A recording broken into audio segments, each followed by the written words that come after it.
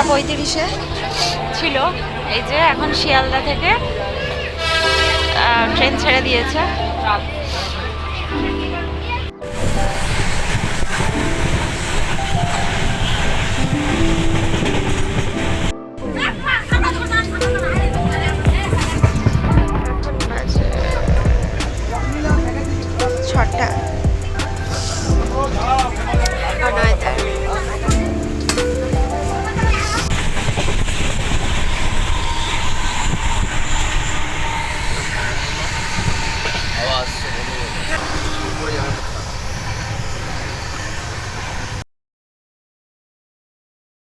Good morning everyone and welcome back to my channel. আর এখন বাজে হচ্ছে সকাল 8টা, সাড়ে 8টা বা তার থেকে একটু কম বেশি হবে।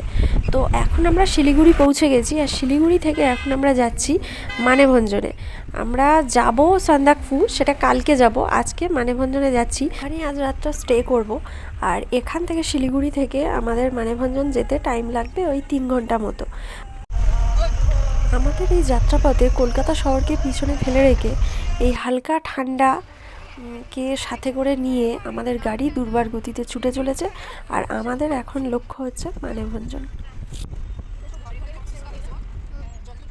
যাওয়ার পথে আমরা একটা রেস্টুরেন্টে দাঁড়িয়ে পড়েছিলাম কিছু ব্রেকফাস্ট করে নেবো বলে।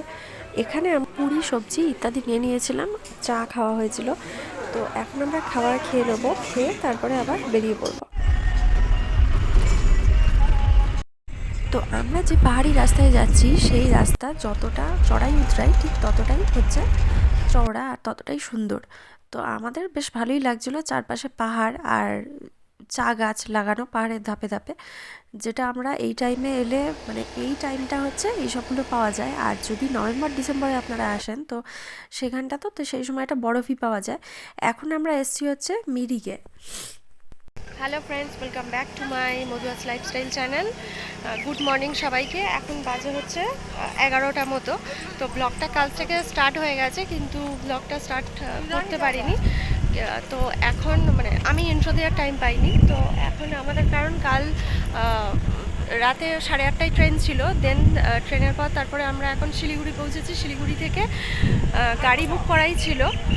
তো এখন আমরা ওই মানেভঞ্জনে যাচ্ছি। তো যাওয়ার পথে মিরিকের এখানটা দাঁড়িয়ে তো আমরা কিছু ছবি টবি তুলছি।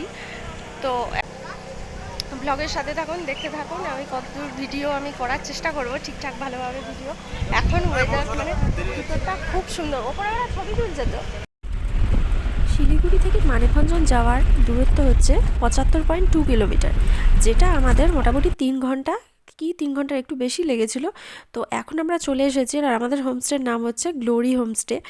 তো যেখানে আমরা এখন প্রবেশ করছি। তো এখন আমরা ফ্রেশ হব। এখন বাজে হচ্ছে ওই 2টো মতো।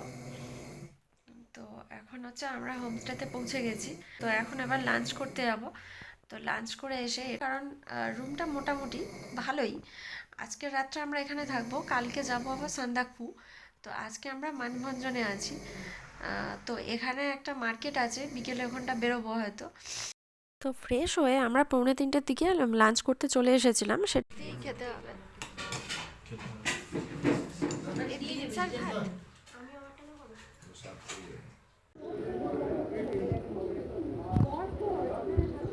মামাই উঠে গেছে ভিডিও। লোকাল মার্কেটে খেদে লোকাল মার্কেটে হাঁটতে বেরিয়েছি। হ্যাঁ, লোকাল মার্কেটে হাঁটতে বেরিয়েছি। হু হু করে হাওয়া দিচ্ছে, আর আরেকজনের তো ঠান্ডাই লাগছে না। এইসব জায়গায় লোকালিটি হলে আর ভালো হতো। হ্যাঁ, ভালো হয়েছে। এখানে কেউ ওরম পড়ে না। যাই হোক, এটা হচ্ছে সুন্দর সব লোকাল মার্কেট সব, কিন্তু কি হাওয়া দিচ্ছে আর সামনে যাচ্ছে কারুর অনেক দাম এখানে। এগুলো সব তো এখানে তো আর হয় না। আর লাঞ্চে খেলাম, এখন বাজে কটা, 2:45। এখন লাঞ্চে খেলাম হচ্ছে ভাত, ডাল, সবজি, ডিমের ঝোল, আর লোকাল মিষ্টি ছিল, চাটনি, পাঁপড়। কি সুন্দর ভিউটা। ওই চাটনিটা কি ভালো। ওটা হচ্ছে নেপালের বর্ডার। এই ড্রেনটার ওপার থেকে ওটা হচ্ছে নাকি নেপাল, নাকি না লেখাই আছে। তো আমি তো এখানে ড্রেন পেরিয়ে নেপালে ঢুকে গেছিলাম, তো সেখানে গিয়ে কিছু ফটো টটো তুলে চলে এলাম। ওখানটা হচ্ছে যে নেপালের বর্ডার ছিল, ওয়েলকাম টু নেপাল লেখা ছিল। তো এখন আমাদের টি টাইম, কারণ চা দিয়ে গেছে, চা পকোড়া স্ন্যাক্স এসব দিয়ে গেছিলো। তখন এখন আমরা চাটা খেয়ে নেবো, নিয়ে একটু রেস্ট করব। তারপর আমরা 9টার দিকে ডিনার করতে চলে গিয়েছিলাম। এখানে ডিনার খুব তাড়াতাড়ি হয়, যদিও পাহাড়ি জায়গায় একটু তাড়াতাড়ির দিকেই হয়। তো আমাদের ডিনারের আইটেম ছিল ভাত, ডাল, সবজি আর চিকেন। তো আজকের ভিডিওটা এখানেই, কালকে আবার নেক্সট ব্লগে দেখা হবে, সান্দাকফু ব্লগেই দেখা হবে।